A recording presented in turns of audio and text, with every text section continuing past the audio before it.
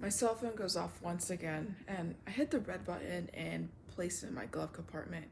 I just want to be left alone. I need to be with my thoughts for once. I need time to be with me. I am always surrounded by people and things that I have to do. My kids need me, my spouse needs me, I have to clean the bathroom, mop the floors, cook dinner, write this article for work. It literally never ends. And I just sit in my car as the rain beats on the window shield. It's a dark, gloomy day, and I feel as bleak as it looks.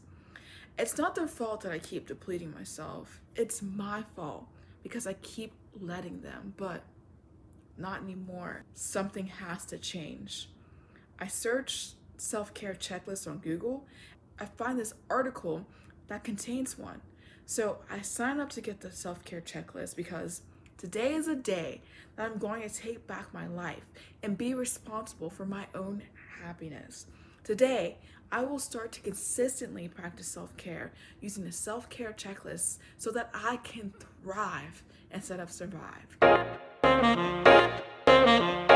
And yes, I know you're probably laughing at me thinking, girl, how's a checklist going to make you love your life? And believe me, I get it. I know it sounds silly, and to be quite frank, let me explain. The reason why a self-care checklist sounds silly is because of the way the media portrays self-care. It makes self-care to be like this Kardashian-esque thing where you have to go to the extreme, like getting colonics, going on shopping sprees, getting facials, buying all this makeup, or taking baths filled with fruits and flowers when it isn't any of that. Self-care could be something as simple as drinking enough water, eating healthy meals, or even getting enough sleep. You see, the true definition of self-care is something that helps you deliberately take care of you. It can take care of you spiritually, mentally, physically, and emotionally. Self-care is something that helps you move forward in life. It does not distract you. Self-care helps you to improve your mood, reduce anxiety, have a better relationship with yourself, and so much more. In fact, there are 9 different key areas of self-care that encompass every part of your life. And when you have a self-care checklist, it helps you to remember to take care of you, even when you're running around and taking care of everyone else's needs. You know, when your kids are asking you for everything under the sun, your spouse keeps coming up to you and rubbing on you, trying to get your attention. You're thinking about work that you still need to complete and the laundry that you still need to wash. You know how that goes.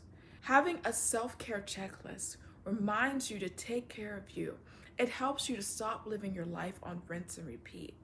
Self-care encompasses every area of your life.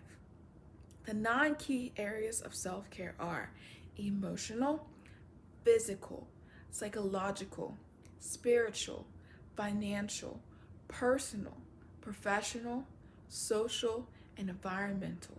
Because self-care encompasses every area of your life, you can see how having a self-care checklist helps you practice self-care daily.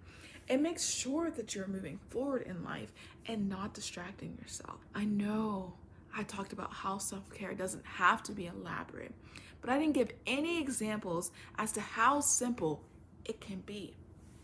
And to help you out, sis, I'm going to give you self-care examples for the 9 areas of self-care right now. So when you're practicing emotional self-care, you can do some self-care activities like forgiveness, practicing gratitude, knowing your triggers. Physical self-care, getting enough sleep, eating healthy, drinking water. Psychological self-care, saying no, reading a book, being mindful. Spiritual self-care is meditation, walking in nature, praying.